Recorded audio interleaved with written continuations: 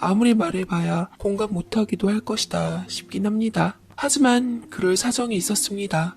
오늘 이 이야기를 나누면서 제 안의 기억과 울분을 공유하고 싶어요. 저도 이제 그만 잊고 싶어서요. 여러분께서 힘들지 않게 아주 조금씩만 나눠 가져주세요. 저희 집은 재혼 가정으로 저에겐 2살 많은 언니가 있습니다. 보통 재혼 가정 막내라면 제가 새어머니 자식일 것 같지만 사실은 언니가 새어머니 자식이에요. 아버지는 어린 저 때문에 자식 달린 새어머니와 재혼하셨습니다. 친어머니는 저 낳으시고 후유증인지 몸이 많이 안 좋으셨고 저 1살도 채 되지 않았을 무렵에 돌아가셨다고 듣기만 했습니다. 새어머니가 들어오신 후 제 친어머니 흔적을 싹 지워서 사진조차 제겐 한 장도 없습니다. 아버지는 배움도 짧으시고 친가도 사정이 좋지 않아 저를 돌볼 사람이 없어서 같은 처지의 새어머니를 어린 저 때문에 서둘러 들이셨다고 합니다. 어릴 적부터 제가 기억하는 한 새어머니는 이중적이셨어요. 아빠 앞에서와 제 앞에서가 달랐습니다. 아버지는 석공으로 이름이 알려져 전국을 다니셨고 당시 일하시느라 바쁘셔서 가끔씩 들어오셨기 때문에 그저 반갑고 좋아서 평소보다 다르다고만 생각했습니다. 외벽공사에 기계로 돌 쪽에서 붙이는 석공이 아니라 직접 하나하나 다듬어 작품을 만드는 석공이셨어요. 한옥부터 그럴듯한 건물 추춧돌 공사에 아버지의 손길이 의외로 많이 들어가 있다고 들었습니다. 포부도 크셔서 처음에는 장식돌이나 작품 쪽으로 뜻이 있으셨다는데 제 어머니의 죽음 이후로 부질없다 느끼셨는지 그저 돈 따라 밖으로 도셨습니다. 그리고 새어머니 들이면서 일명 노가다라고 하는 규모 작은 작업에도 마다 않고 닥치는 대로 출동하셨어요. 어쩌면 친어머니 돌아가시고부터였을지도 모르겠습니다. 아버지의 석공에 대한 자부심이 사그러진 것이 스스로 돈 따라오는 부평초 인생을 자처하며 그렇게 아버지는 떠나보낸 아내에 대한 그리움을 어린 저를 맡기고 집에 돈 벌어다 주는 것으로 사귀셨던 것 같습니다. 운 좋으면 한 달에 한두 번, 바쁘시면 2-3달에 한 번 보는 것도 감지덕지였기 때문에 덕분에 새어머니와 새언니 피 한 방울 섞이지 않은 입만 가지고 들어온 저 사람들과 살았습니다. 처음에는 어머니와 언니 좋았어요. 아니 좋았다기보다 그냥 겉도는 느낌이 있어도 인식을 못했습니다. 언니도 저처럼 잘 모르던 시절이라 투닥투닥 하다가도 금방 어울려 지냈기 때문에 언니와 제 손에 들려준 사과 한 조각 차이도 크게 나고 나눠주는 계란찜 한 술 크기가 차이 나도 그저 나보다 크니까 하고 신경 안 썼어요.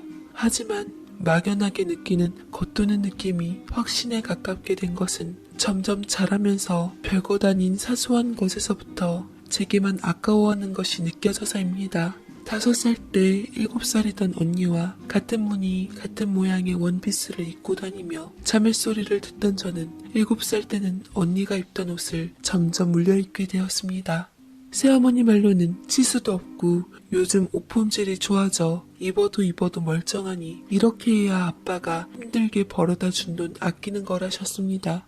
그렇게 공공연하게 티나던 이물치였던 저는 초등학교 고학년이 되자 대놓고 저보고 재수없다고 말하는 지경이 되었어요. 나는 너 보면 재수없고 섬뜩해. 눈 마주치면 등골이 오소소한 것이 아주 어린 게 은근히 도끼가 있다니까. 네가 친엄마 돌아가시게 한 거야. 처음에는 네 아빠 얘기 들었을 때 너 때문에 나도 죽는 거 아닌가 얼마나 걱정했는지 모를 거야. 다른 거 안 바라고 너만 맞다 키워달라는데 어찌나 기분이 나쁜지. 그런 것들이 있더라. 지 애미애비 피 빨아먹고 생기 빨아먹고 사는 것들이 재수없어. 너 기억 안 나지? 어린 게 욕심은 얼마나 많은지. 왜? 유진 언니는 이만큼이고 나는 요만큼이에요. 더 주세요 이러는데 확 치고 싶더라. 야, 너는 나한테 두고두고 감사해야 돼. 네 애미 그렇게 만든 거 키워주는 거 쉬운 줄 아니? 나 아니면 못한다. 못하지. 아빠를 원망하는 마음이 있었지만 어디 저 구박하라고 데리고 오셨겠습니까? 친가에서 가끔 친척들 들릴 때면 밖으로 일 다니는 아버지 혼자 딸을 어찌 건사했겠느냐며 새어머니 손을 붙들고 칭찬 세례였고 그 손 뿌리치며 사실을 말하고 싶어도 별다른 말 없이 그저 웃으며 수긍하고 말았습니다. 친가 역시 다들 살기 팍팍한 집이었어요. 사실대로 말하면 달라질 것 있을까 어린 마음에도 그런 생각이 들어서 혼자 감당했던 것 같습니다. 새어머니는 언니가 중학생이 되자 더 심하게 핍박하기 시작했는데 그즈음부터 아버지까지 싸잡아 욕하기 시작했어요. 새어머니는 늘 절 붙들고 여자는 굳이 대학 다닐 필요 없고 자기처럼 남자 잘 다뤄 시집만 가면 된다고 했습니다. 그런데 의붓언니였던 유진 언니가 중학생이 되자마자 남자애들과 어울려 돌아다니면서 집이 매일마다 난장판이었는데 새어머니는 그 화풀이를 저에게 하기 시작했어요. 아직 초등학생인 절 붙들고 신세한탄을 하는데 맨정신도 아니고 한 손에는 소주병을 든 상태였습니다. 어린 마음에도 까무룩 잠이 들라치면 당장에 그 병이 내게 날아들 것을 알아서 눈을 부릅뜨고 그 말도 안 되는 소리를 다 들었던 것 같습니다. 야, 남자하고 큰딸은 일단 똥밭에 굴러도 꼴통대학이라도 졸업장 있어야 집안이 산다. 니 애비 봐라. 공사판 구르면서 돈 버는 거. 지가 돈 잘 벌어봤자 뭐해. 그래봤자 망치 들고 돌이나 깨는 노가다 인생이지. 뭐 작품하는 사람이라고 잘난 척은 오지게 하더라만 목구멍에 풀칠하려면 결국 공사판 굴러야지. 지가 뭐 있다고. 어린 저를 잘 키워준다는 핑계로 들어온 저들은 저를 방치하고 아빠 돈으로 먹고 살았습니다. 지금 생각하면 그나마 감사하게도 허튼 짓은 안 해줘서 그나마 다행일 정도인데요. 물론 밤에 자다가 웬일인지 술 취해 화난 언니의 발길질을 당하긴 했지만 늘 새어머니가 들어와 등짝을 치면서 데리고 나갔습니다. 새어머니가 그나마 그 와중에 저를 보호한 것은 아버지에게 그동안 했던 짓을 들켜서예요. 그리고 그 일로 저도 아버지도 저들처럼 다른 마음주머니를 차게 되었죠. 저 초등학교 졸업하고 중학생이 되던 해의 무렵 갑작스럽게 올라온 아버지가 거실에 널어둔 빨래 건조대에서 구멍이 뻥 뚫리고 날뛰날근 제 옷을 보셨습니다. 키도 크고 덩치 좋은 언니에 비해 저는 지금도 150 후반에 몸무게가 40 중반대입니다. 간간히 집에 들러 쎄하고 냉한 분위기를 못 느끼신 것은 아니지만 그래도 세월이니 믿고 맡겼던 아빠가 초라하고 형편없는 아동용 옷이나 계절감 없는 옷을 보고 눈치를 채셨던 것 같습니다. 이 사람아, 여자의 옷이 이게 뭐야? 내가 안 벌어다 주냐? 이게 어디 요즘의 옷이야? 여자의 옷을 어째 이 지경이 될 때까지 부탁했잖아. 그저 우리 은혜 친어머니만큼은 못해도 보통 집 엄마처럼만 해주기로 그냥 네 딸 유진이한테 하는 것처럼만 해달라고 부탁했잖아. 니들 먹는 거 내가 아까워하디? 그저 너희 모녀 먹는 그 옆에 우리 은혜 눈치 주지 말고 끼워서 같이 먹이고 입혀달라고만 했잖아. 이게 뭐냐? 어떻게 내 집에 들어와 내 새끼를 이런 취급을 해? 가끔 들러 옷가방만 바꿔가지고 나가다시피 했던 아빠가 호통을 치시며 그 앞에서 꺼이꺼이 우시자 새어머니는 이제 중학교 입학 기념으로 새로 장만할 생각으로 미룬 것이라며 변명했지만 날라리 언니가 눈을 뒤집으며 나와 대들었습니다. 네 딸 운운하면서 얼마나 벌어온다고 유세냐는 소리도 했던 것 같은데 사실 지금도 그냥 꿈꾸는지라 기억은 생생하지만 되뇌이고 싶진 않습니다. 저는 여상 졸업할 무렵에 아빠 돌아가시고 독립한 이후에 저 두 모녀와 소식을 끊었습니다. 나는 이제 고하다 마음 단단히 먹고 내가 벌어먹고 살고 배움에 대한 아쉬움은 있어서 언제가 되건 공부하려는 마음으로 차곡차곡 모으며 살았어요. 잊고 있던 5, 6년 마음이 남아 편하게 살던 어느 날 새어머니가 갑작스럽게 연락을 했습니다. 언니가 결혼한다면서 기가 막히게도 저에게 돈 보태라는 전화더라고요. 찔러도 피 한 방울 안 나올 양심에 저는 어이가 상실되었지만 새어머니는 목구멍이 포도청이라는 일념 하나로 친가 친척에게 전화해서 제 연락처를 알아냈던 모양입니다. 어린 제 손에 들린 아빠가 사가지고 온 과자도 빼앗아 자기 딸 먹이던 여자였습니다. 독립한 이후로 소식 끊긴 게 6년인데 돈 보태라며 하는 말이 남편 될 사람이 괜찮은 집 사람이라고 장사의 도 같은 집안이니 정성을 기울이면 나중에 제 딸 덕봐서 매장 청소라도 할 거 아니냐며 성의 표시하라는 거였습니다. 생각 같아서는 욕 한 바가지 부어주고 싶은데 목소리 듣고 누구인지 알자마자 반사적으로 입이 안 떨어지고 얼굴이 벌겋게 달아오르고 아무 생각도 나질 않았습니다. 제 손발도 덜덜 떨렸던 것 같습니다. 아직 어린 그 시절 언니 만화보는 옆에 앉아있지도 못하고 안 보는 척 곁눈질로 보던 그대로 돌아간 듯 했습니다. 아, 예, 돈 보태야죠. 마침 적금 해약하는데 잘 됐네요. 저 결혼할 때 받으면 되죠. 5년 부은 적금이란 말에 반색하는 새어머니 목소리를 들으며 제 입방정을 탓했습니다. 아이고 대견해라. 적금까지 들었어 니가? 은혜야 참 그립다. 너도 그렇지? 어떻게 살았니? 이 어미 안 보고 싶었니? 얼마나 그리웠을까 내 새끼. 먹고 살기도 빠듯할 것이 야무지기도 하네. 하여간 똑소리 난다니까. 그래 혼자 살려면 돈이 최고지. 얼마나 모았어? 1,000만 원이란 소리에 잠시 침묵이 흐르더니 실망했는지 조금 차가워진 목소리로 부탁 같은 명령을 해왔는데 여전히 투명하게 보이는 얕은 수작에 저도 모르게 두려움이 사그라들며 도끼가 슬슬 피어오른 것 같습니다. 적금을 5년이나 들었으면 신용은 좋겠네. 우리는 이 애비가 남긴 것 없이 가서 빚만 잔뜩이다. 내 따로 알아볼 테니 우선 대출이라도 받아서 혼수 장만이라도 하자. 다 너한테 복으로 돌아가는 거야. 너 혼자 결혼할 거야? 우리가 든든히 뒷배대 줄 테니까 이 기회에 서로 돕고 살자. 예, 일단 다음에 연락할 테니까 전화 꼭 받아라. 그날 밤 어릴 적 기억이 새록새록 생각이 나서 가슴을 쥐어뜯으며 울었습니다. 중학교 때부터 불량스러운 그 언니라는 것은 그날 방에서 튕기듯 뛰쳐나와 아빠의 멱살을 잡았더랬습니다. 아우 시끄러 아저씨. 대체 얼마나 벌어다 준다고 지룰이야. 내 옷도 그래. 당신 딸만 그런 줄 알아? 노가다 하는 주제에 우리 엄마가 살아주는 게 용치. 어따 대고 우리 은혜 찾고 앉았어? 재수없는 거 걷어먹이면 고마운 줄 알아야지. 남들은 지혜비들 양복 입고 출근하는데 내가 원 창피해서 애들한테 뭔 말을 못해. 새어머니는 화들짝 지 딸을 데리고 방으로 데리고 들어갔고 한참을 모녀가 속닥거리더니 입에 퉁퉁 불어서 마지못해 잘못했다고 빌었습니다. 아버지는 착잡하게 그 사과를 받아주지도 그렇다고 밀어내시지도 않고 바라만 보셨어요.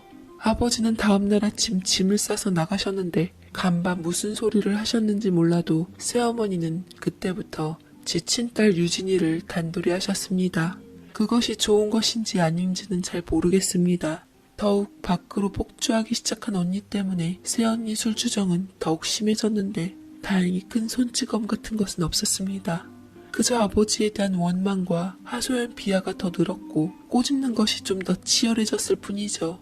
그러던 어느 날 저 다니는 중학교 앞에 아버지가 서 계셨습니다. 그날따라 아버지는 평상시보다 안색이 파리하고 슬퍼 보이셨는데 조용히 머리 쓰다듬으며 저를 조용한 공원으로 이끄시곤 조곤조곤 말씀해 주셨습니다.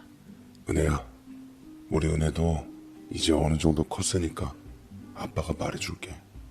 잘 새겨들어. 아빠가 딱 한 번만 말할 거야. 네 엄마 그렇게 되고 어린 너를 맡길 곳은 없고 그렇다고 너를 끌고 공사장마다 돌아다닐 수도 없고 그저 우리 은혜에게 밥 대되면 밥 차려줄 사람 찾아 드린 것들이다.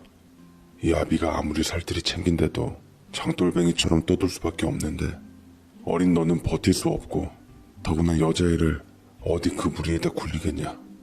별이별 잡놈 온갖 떼놈들 들락이는 그곳에 잠시라도 너를 둘 수는 없었다.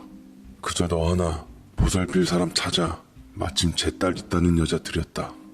떨어져 살아서 처음 마음 처음 약속 잊은 모양인지 사람이 채워주고 채워줘도 그 만족을 모르고 이제와 저렇게 못되게 구는 거 보니 답답은 하다만 은혜야, 내가 네 새엄마에게 난 따끔하게 말해놨다. 이제 여중생이니 더더욱 몸조심할 때다. 무슨 일이 있어도 아비 집에서 나가지 말고 네 할 공부하며 버텨라. 저것들이 아무리 모질어도 아버지 집에서 네 집에서 크거라. 네 새언니 유진이가 밖으로 꼬여내거든 절대 응하지 말고 그저 버티거라.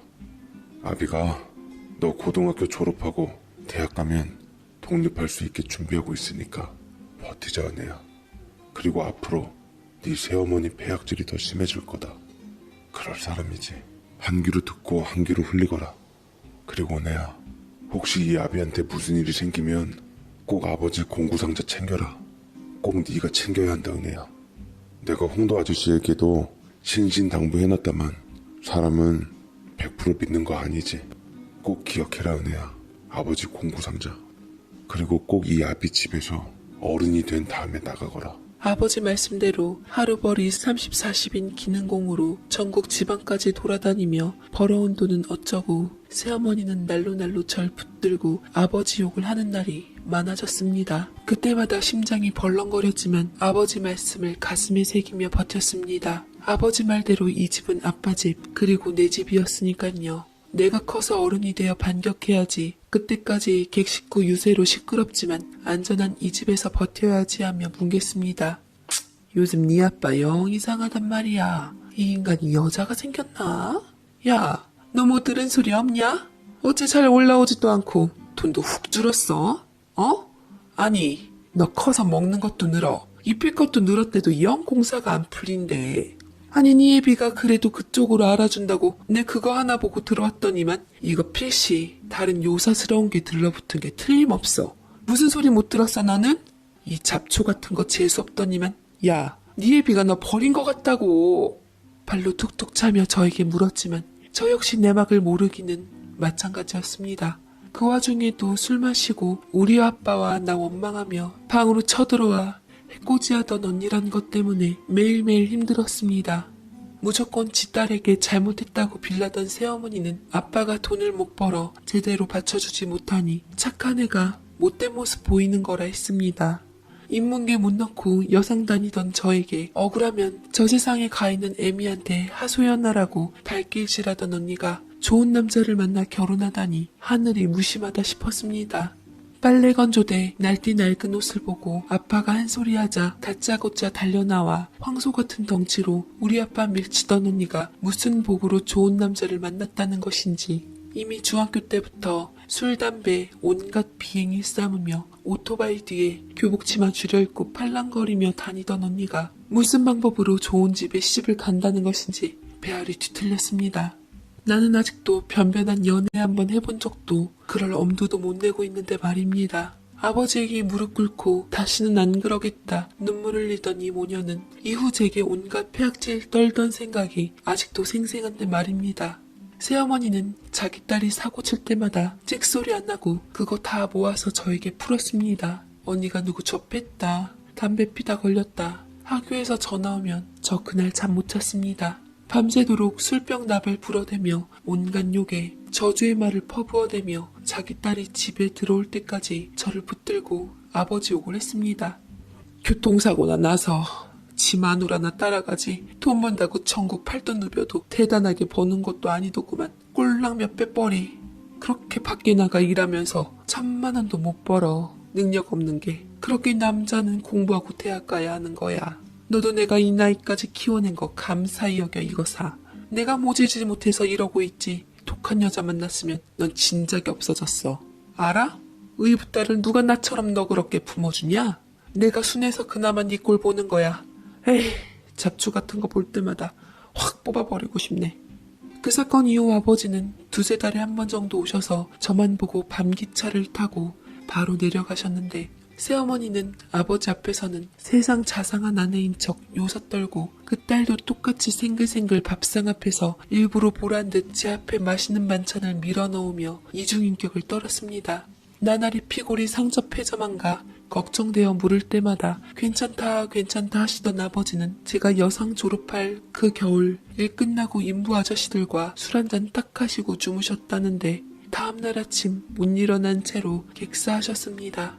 어차피 객사나 집에서 돌아가시나 달라질 것은 없어서 그 부분에서 전 별로 충격받지 않았습니다. 다만 그저 임종을 못 지킨 것이 가슴이 아팠을 뿐이었죠. 아저씨들 말로는 아버지는 지병이 있어서 안 그래도 좋지 못했다는데 치료 안 받고 버티며 돈 버셨다고 합니다. 자기는 어차피 끝났다고. 이제 저 미성년치나 성인 되면 집 나와 독립해도 되니 뭐라도 마련해줘야 한다고 그 몸을 이끌고 일하셨다고 합니다. 그게 벌써 몇 년 전으로 참 대단한 양반이라고 한 소리들 시켰는데 정확히 언제다 말을 안 해도 알 것 같았습니다. 저 여중 때 학교 앞으로 찾아와 해주셨던 말, 그리고 꼭 기억하라고 당부하셨던 말이 떠올랐습니다. 새어머니는 낮에는 울고 밤에는 말끔한 얼굴로 남자 문상객들과 고스톱을 치며 돈 따면 박수까지 쳐가며 초상을 치렀고 그 딸이란 것은 향수 냄새 풍기며 거친 상복에 살이 쓸려 아프다며 툴툴거리면서 친구들과 소주잔 비우던 초상 마지막 밤 아버지와 같이 일 다니는 홍도 아저씨가 저에게 아버지의 유품이나 다름없는 공구상자를 건네주었습니다. 형님 유품이다. 다른 거 다 필요 없고 그저 이 상자만 은혜도 주라고 하셨어. 하여간 내가 부탁하고 싶은 것은 혹시라도 아버지 원망하는 마음이 들거든. 그러지 마라 은혜야. 진작에 일 그만두고 쉬라는 것을 그 아픈 몸으로 그나마 너 여상 졸업할 때까지 발판 마련해줘야 한다며 악착같이 벌었다. 하여간 그 와중에도 동료들한테 폐 안 끼치겠다고 어찌나 독하게 버텼는지 참 대단한 양반이야. 다른 사람 같으면 그 몸으로 이때까지 버티지도 못했을 거다. 간간히 네 이야기 전해 듣고 나도 속은 터졌지만 어떡하겠냐. 한밭집에서 일하는 거 봤을 때 참 착실했거든. 마침 딸리네도 같은 여자애라 잘됐다. 내가 슬쩍 등 떠밀었더니만 참 내가 면목이 없어 형님 얼굴을 못 봤다. 네 새엄마 저 독한 것이 몇 년 전부터 꼬치꼬치 나에게 붙더라. 형님, 네 새엄마한테 돈 못 번다고 욕먹으면서 보험금 받은 돈으로 치료도 뭣도 안 하고 다 통장에 넣은 모양이더라. 저들은 여기저기 소식 듣고 아버지 동료들과 역시 홍도 아저씨가 저들에게 건네준 보험 증서로 관심이 쏠려 있어서 저는 다행히 그 상자만은 지킬 수 있었습니다. 왜 저런 인간들을 집으로 끌어들였냐. 원망은 다 부질없고 아버지의 공구 상자를 여기저기 훑어보다 맨 밑에 판 속에 숨겨둔 통장 하나를 발견했는데 우리 집 앞에 있는 은행에서 개설된 딱 10,000원 들어간 이후로 손도 타지 않은 듯 깨끗한 통장이 하나 꽁꽁 붙여져 있었습니다. 은행에 가서 통장 정리를 부탁하니 입금 내역이 통장을 넘어 A4 용지로 끝도 없이 나왔습니다. 아버지가 당신 건강진단 결과를 받고 제게 달려와 집 뛰쳐나가지 말고 버티라 당부하시고 지난 6년 동안 새어머니의 강자에도 묵묵히 밀어넣은 돈들이었습니다. 끊임없이 지직거리며 인쇄되는 입금 내역에 은행원들이며 은행 고객들이 웬일이냐며 기웃기웃거리는데 그 소리가 아버지의 고통 어린 소리 같기도 하고 위로의 말 같기도 했습니다. 은혜야, 이제는 괜찮다. 그동안 챙기지 못해 미안하고 이제 다 컸으니 집 떠나 훨훨 날거라. 고생했다. 대견하다. 잘 버텼어. 하며 다독거리는 아빠의 목소리 같기도 했고요. 그들에게 유인책으로 내민 보험금이 얼마인지는 모르겠지만 아버지가 그 아픈 몸으로 저를 위해 모아온 돈은 세월처럼 진득하고 무거웠습니다. 아버지 덕에 저는 당당하게 옷가방 하나 들고 바로 전셋집 얻어 나왔어요. 아버지에게 원망의 마음은 없었습니다. 잘해주마 내 딸처럼 동병상련으로 거두마 들어와 별심한 게 나쁜 것들이죠. 그런데 그렇게 6년 동안 각자 인생 살았던 철저한 남이자 원수 같은 것들이 저에게 무려 지 딸 결혼 자금을 달랍니다. 아빠랑 살던 집, 아빠가 벌어온 돈 다 저들이 가졌는데 결혼한다고 돈 못 드라니 구박 아닌 구박했던 저에게 이제와 가족 운운하는 모습에 기가 찼습니다. 신랑감이 누구인지 잘 되길 빌어주고 싶은 마음 전혀 없습니다. 저 그렇게 착한 사람 아니에요. 그들이 구박한 만큼 눈치 준 만큼 눈칫밥 먹고 산 세월이 길어 저는 음흉하기도 합니다. 남의 눈에 띄고 싶지 않아 늘 숨죽인 채 있는 듯 없는 듯 사는 것이 몸에 배었지만 결국 착하지는 않아요. 누구보다 제 스스로가 잘 알고 있었습니다. 지딸 사윗감 콩고물을 저도 얻어먹을 수 있다고요? 똥입니다. 퍽이나 저까지 콩고물 떨어지겠습니다. 이 사람들은 지난 10몇 년 우리 아버지에게 꽂은 빨대를 괜찮은 집안이라는 사윗감에게 새로 꽂을 계획이었나 봅니다. 1,000만 원에 콧방에 끼던 통큰 모녀는 제 신용으로 대출 운운까지 하는 걸로 봐서 사활을 건 모양이었습니다. 너도 외로웠지 은혜야. 이제 너도 결혼할 때 다 됐으니 이 기회에 오며 가며 왕래하고 식구 하나 없는 것보다 나으니까 서로 돕자. 적금 그게 얼마나 되냐? 막말로 5년 모아도 돈 1,000밖에 더해?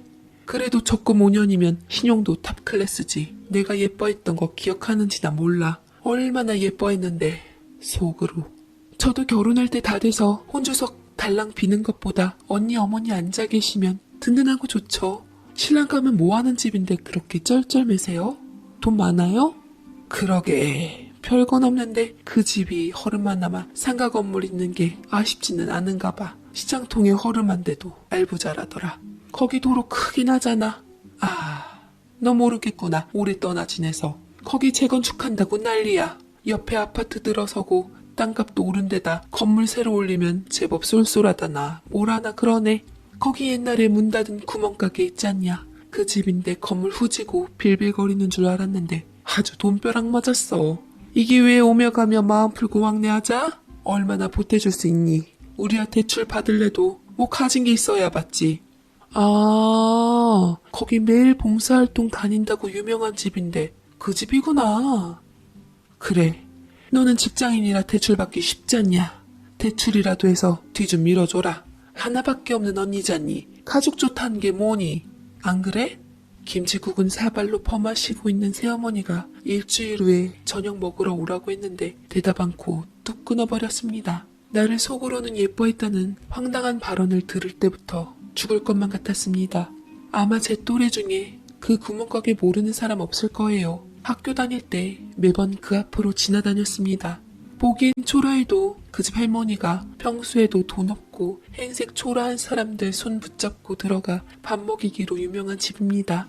큰아들 부부네가 타지에서 장사 크게 하고 둘째 아들네가 할머니 부부 모시고 사신다는데 할머니가 쌈짓돈 털어 보육원 노인정 음식 봉사 다니는 걸로 유명한 집이었습니다.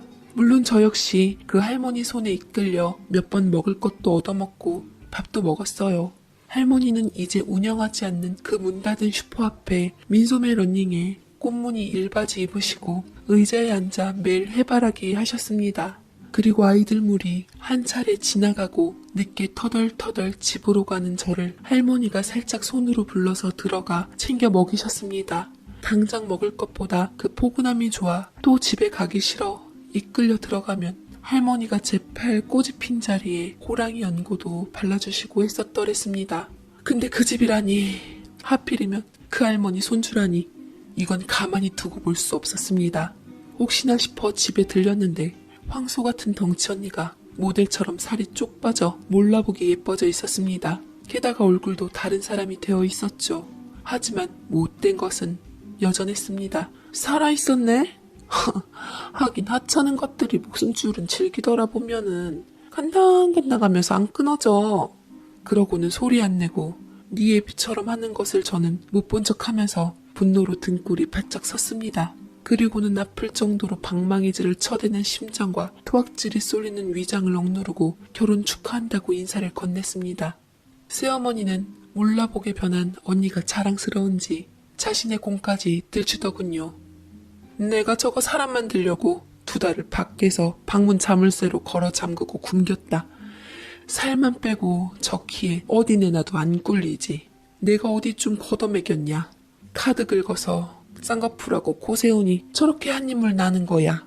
여자는 그저 얼굴이 미천이지. 다시 살찌기 전에 후딱 해치워야지. 서로 꽤 좋아하고 잘 어울린다. 그러니 은혜야. 너도 네 언니 혼수자금 대줄 맛 팍팍 나지 않냐? 결국 다 저 공이 너한테 돌아오는 거야. 황당한 얘기에 저는 더 이상 말을 하질 않았습니다. 밥 먹는 동안 대출하는 거 건성으로 들으며 밥도 먹는 둥 맞는 둥 하고 곧바로 나왔습니다. 둘째 아들네 막내분이 다니는 곳에 봉사활동하러 가서 꼬셨다는 이 못된 것은 허우대도 멀쩡한 사내가 그렇게 꼰댈 수가 없다며 착한 척하기 짜증나 죽을 것 같다고 클럽 약속 잡으려고 전화기를 붙잡고 있었습니다. 이때다 싶어 나오는데 이 못된 것이 어떻게 알았는지 저를 쫓아와 손목을 붙들고 돌려세웠는데 힘이 장사인 언니에 비해 저는 영 힘이 없어서인지 몸이 거진 270도 돌아간 것 같았습니다. 야, 너 적금 그까짓 거 누구 코에 붙여? 대출 받으라고 몇 번을 말해도 확 진짜 왜 대답이 없어? 이 앙큼한 것이 간이 부었지. 몇 년간 안 봤더니 기사한 것 봐라. 이 잡초 같은 게 내가 언제든 확 한 번에 뽑아버릴 거를 네 아빠한테 쫓겨난다고 손대지 말라고 어찌나 눈치 주던지. 엄마 때문에 성질대로도 못하고 내가 진짜 손가락이 근질근질했다. 어차피 너 아빠 그렇게 된 거 우리한테 잘못해가지고 다 천벌 받은 거야. 이제 너 지켜줄 아빠도 없으니 알아서 처신해 이 목 같은 거사. 은혜씨, 키워주는 애, 지켜주는 애 갚으라고요. 손이 덜덜 떨려서 대답도 못할 정도였지만 곧 침을 꼴깍 삼키고 겁먹은 표정으로 알았다 대답한 뒤 얼른 돌아 나왔습니다. 사실은 아직도 조금 무서웠습니다. 아직도요. 이런 제가 죽고 싶을 만큼 초라했지만 저 황소등치의 호적상 언니란 것이 금방이라도 제게 달려들어 예전처럼 저를 힘들게 할 것만 같았습니다. 하지만 당할 수만은 없었죠. 말씀드렸죠? 저 안 착합니다. 당한 만큼 저도 악이라는 게 있고 깡이라는 게 생겼습니다. 부어오른 손목을 보니 새삼 이가 갈립니다.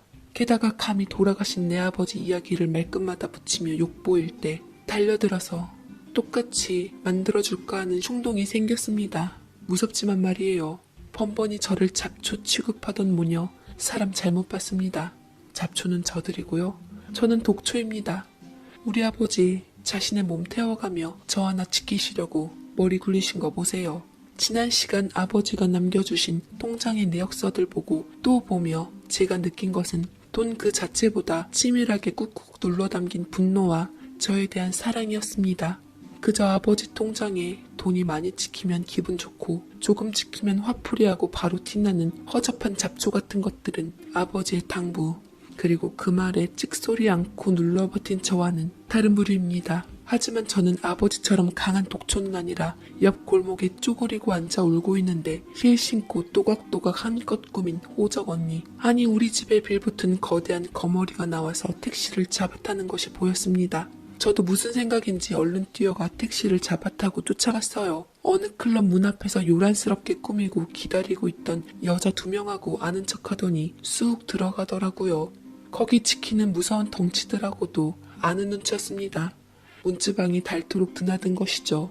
이번 주에 하다하다 개밥 주러 가야 한다며 스트레스 받는다고 왁쓰던 못된 소리가 생각났습니다. 머릿속에 못된 생각이 훅 떠올라서 택시에서 안 내린 채로 저는 다시 예전 동네로 갔습니다.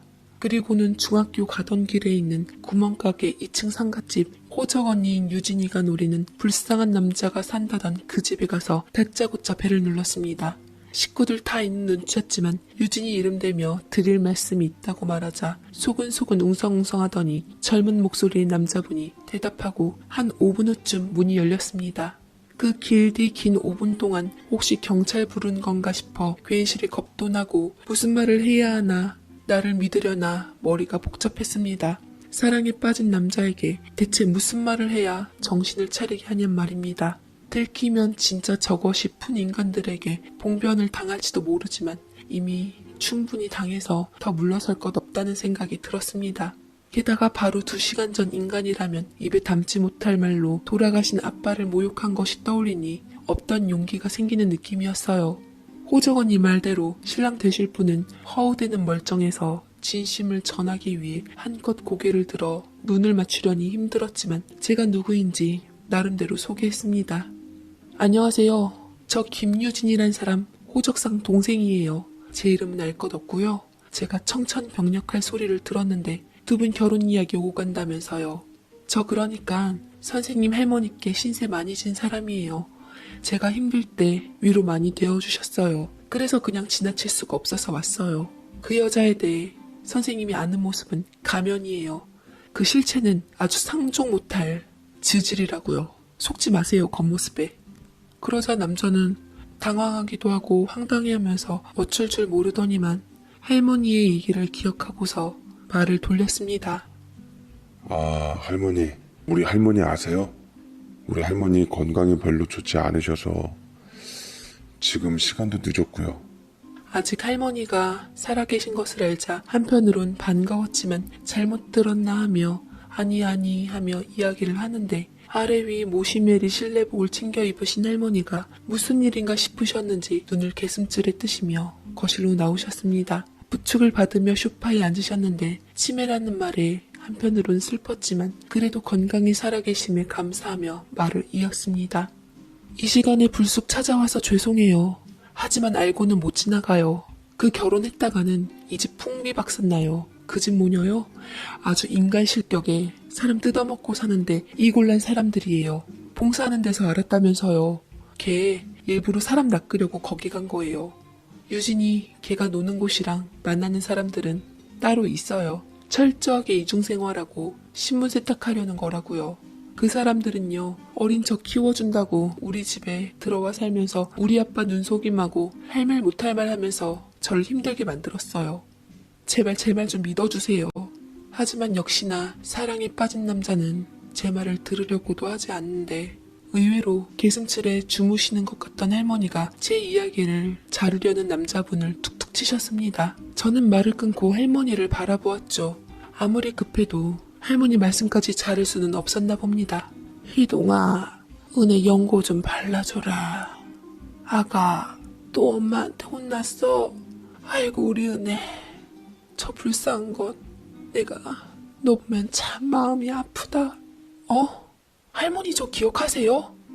저는 쪼르르 할머니께 다가가 바짝 붙었습니다. 남자분은 어리둥절한 모습이었는데 할머니는 이후로 아무 말씀이 없이 부처님처럼 인자하게 제 머리를 쓰다듬기만 하셨습니다. 아무래도 잠깐 정신이 들었다 도로 나가신 듯 했습니다. 남자분과 함께 잘 달랜 눕혀드리고 나오는데 할머니가 저를 붙잡더니 베개 밑을 더듬어 몇 장 겹쳐 네모나게 접은 10,000원짜리를 제 손에 쥐어주시고는 잠드셨습니다. 밖으로 나와 할머니가 주신 돈을 꺼내 보이며 남자에게 내미니 깜짝 놀라며 고민하더니만 받아갔습니다. 저는 솔직하게 내가 바로 할머니가 부른 그 주인공 은혜고 할머니와 인연이 있으니 내 말을 믿어보시라 목소리에 힘을 주어 남자를 설득했습니다. 혹시 모르니 운전대는 잡지 말고 따라오시라고 내 당신이 결혼할 여자의 정체를 보여주겠다 하니 그제야 따라 나섰습니다. 택시 안에서 조근조근 새어머니와 언니의 행실을 말해주어도 남자는 안 믿는 눈치였는데 엉뚱한 소리를 했습니다. 은혜 씨라고 했죠? 아까 할머니께 받은 그 돈, 그거 할머니가 10년 넘게 거기 넣어놓고 지내는 돈이에요. 아무도 손 못 대고 아무에게도 주지 않는 돈이에요, 그거. 우리 식구라도 손대면 소리 지르시고 내내 안절부절 찾으러 다니시거든요. 아무리 정신이 없으셔도 그 돈을 사수하시는데 그걸. 나 지금 자다 일어나서 뭐 하는 건지 모르겠고 뭐에 홀린 것 같은데 일단 하라는 대로 할게요. 직접 보고 판단하죠. 나름대로 마음을 다잡았지만 손이며 목소리가 표나게 떨렸는지 남자분은 떨지 말라고 다독이시길래 그쪽이나 정신 바짝 차리시라고 한껏 쏘아주고 어차피 100마디 해봤자 안 믿을 거 뻔하니 절대로 저에게 들었다는 것만 말하지 말고 일단 들어가서 보시면 된다고 신신당부를 하며 클럽에 밀어넣었습니다. 저도 따라 들어갈까 하다가 겁이 나서 그냥 멀찍이 떨어져 어찌 되어가나 보고 있었습니다. 초조했어요. 설득하느라 너무 시간을 지체한 데다 오며 가며 허비할 시간하며 장소를 옮겼다면 그대로 허탕인 거였습니다. 저는 이상한 애가 되는 거였고요. 몇십 분이나 지난 것 같은데 아무 일이 없어 다른 곳으로 갔나 실패인가 싶었을 때 튕겨나오듯 남자분이 나오셨고 그 뒤를 유진이가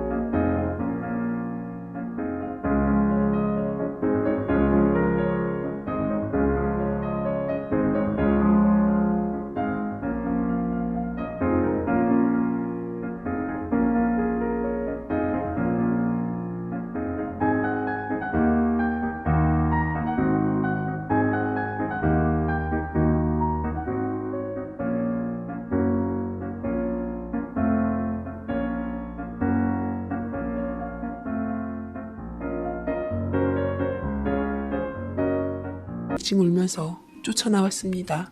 화장도 머리도 엉망해 뭔 짓을 했는지 쥐잡아 먹은 듯 립스틱이 다 지워져 입술 주위로 번져 있었는데 안 봐도 뻔할 뻔짜였습니다.